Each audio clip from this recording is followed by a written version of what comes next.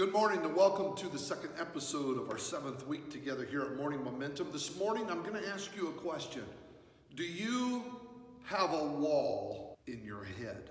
If you want to know what I'm talking about, you got to jump into today's episode. We'll see you in a few seconds. Grab you some coffee.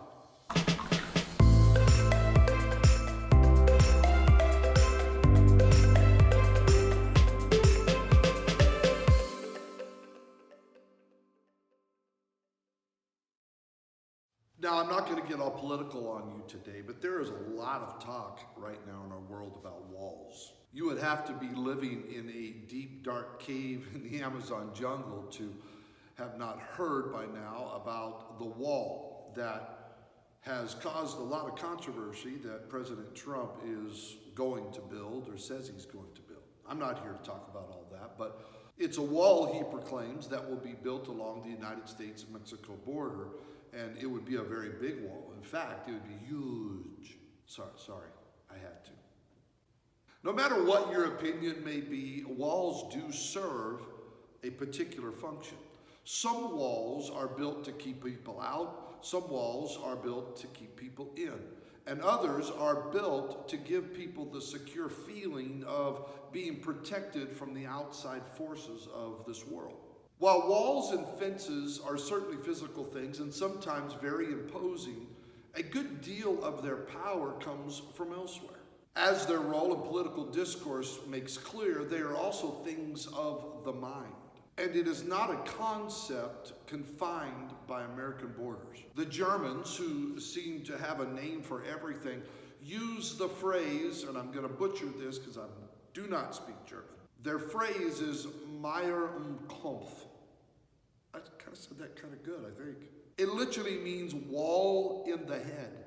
And it refers to a phenomenon that I want to talk about on this second episode of our time together here at Morning Momentum. The Berlin Wall, we know the history. The Berlin Wall may have been torn down long ago, but a lot of people in Germany still feel divided. The wall is intact in their minds. Walls can be spectacular as architectural structures, but they can even be more fascinating as entities that inhabit our thinking and shape our identities and our ideals and our philosophies. It is said that many Germans, both East and West, struggle with this so-called wall in the head. There are a lot of reports that state that even though the wall that was built in 1961 and fell in 1989 has been eradicated, people in both East and West Germany live with a certain prejudice and hatred. They have formed the wall in the head in spite of it being removed now. People still live and act like there is a physical wall there in Germany. They have the same prejudices, same hatred for the way of life on the east or the west side of Germany. It is said, and this was very interesting to me, that some even carry maps with them of where the wall used to be and refuse to cross what is now considered to be an invisible line because in their mind, the wall still exists. Isn't it amazing that as human beings, we allow certain things to be built in our minds? We get attached to attitudes and emotions and that kind of keep us locked up, if you will. There may be some of you that are listening here this morning, watching this episode, and in your mind, you have built walls, and as a result, you find yourself stuck in a downward spiral of negativity. You can't get it out of your mind. It is there with you every waking moment of your day. This wall that continues to get higher with each failure and each struggle and each hurt. It's hindering you. Hear me. It's hindering you from moving forward. And you want to get rid of it, but it keeps looming larger and larger, and you just don't know how. It's almost like you're carrying a load around everywhere you go. There are 3 walls that I think we all may struggle with that I want to touch on for just a few moments. Maybe by listening to this, you can recognize them and maybe you can tear them down with the help of God. The first wall is this. It's a wall that keeps you in isolation. In the story of David versus Goliath, the normal rules of battle would have been for the entire Israeli army to fight the entire army of the Philistines. Now, knowing the success that Israel had in the past and knowing that God was for Israel, I would believe that if Israel fought the Philistines, Israel would probably have won that battle. But instead, the enemy used a tool called isolation, trying to cut the people of God off from joining together as a mighty army and bringing about deliverance. The enemy wants to make the battle become a one-on-one fight. This is what he does. He uses big, ugly Goliath to single out one person, and then the result of that fight was going to determine and finalize the entire battle. Goliath was singling out. He was isolating the fight. You cannot, hear me, you cannot allow yourself to get isolated by your enemy. Walls fall. Negativity collapses when you join with other people to help you in the struggle. The second wall that I think we need to talk about are the walls that limit your perception. Not only do walls bring about isolation, but walls can also affect your perception.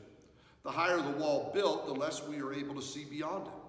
Moses sent 12 spies into the land that God had promised to give them, the land that he said was theirs. 12 spies all saw the same thing, but 10 of them came back saying the land's too big, the land's too great. Yes, it is a land that flows with milk and honey. Yes, it has all the abundance that we have been promised, but there are giants in the land, and we saw walls in that land, and we saw fortified cities hiding behind those walls, keeping us from seeing beyond what we needed to see. The actual verse says that they seemed like grasshoppers in the sight of the enemy. It was a wall in the head. Walls can limit your vision and tweak your perspective of who you are in God. The enemy never told them they were grasshoppers. Nobody stopped by and said, hey guys, you're nothing but a bunch of grasshoppers. It was the perception of what they faced that convinced them they were nothing more than a small insect just waiting to be stepped on. Those walls can keep you from moving forward and experiencing, I believe, what is rightfully yours. The third wall we need to discuss. It's walls that keep you from your possession. When God finally eliminated those that did not believe and the 40 years of wandering in the wilderness was over, God's people finally set out to possess the land, and the first obstacle was a city that was walled in a mighty fashion. We know the city's name, it was Jericho. It was not coincidence that the first city they were to conquer, this city called Jericho, was fortified with a major wall surrounding the city. Now, the normal way of defeating walls doesn't always work in the economy of God. Those walls could only come down with a shout. You know, there are too many of us that try to tear down walls with force. The only way that walls fall down is you have to employ spiritual measures and tactics. Walls don't just fall because you are a good person. Walls don't just fall because you read your Bible once a week. Walls don't just fall because you had a few moments of prayer before you ate that chicken dinner. Walls fall because you have learned that the weapons of our warfare are not carnal, but they are mighty through God to the pulling down of strongholds. Walls fall because you recognize no weapon formed against me shall prosper. Walls fall because you have learned the power of your shout and your worship and your identity. Now, I've said this next statement for years, and it remains even more true today than it did when I first spoke it.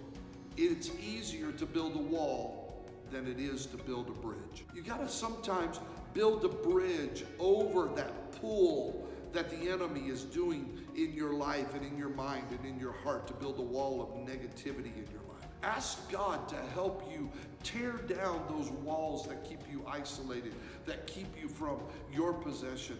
Ask God to tear that wall down, because you have places, every single one of you, and I'm preaching a little bit today, but that's okay. Every single one of you have places He is wanting to take you. He's wanting you to move into. But if you've got some walls keeping you locked up, you're never going to make it. But I challenge you today, tear them down. With God, all things are possible. We'll see you tomorrow morning right here on Morning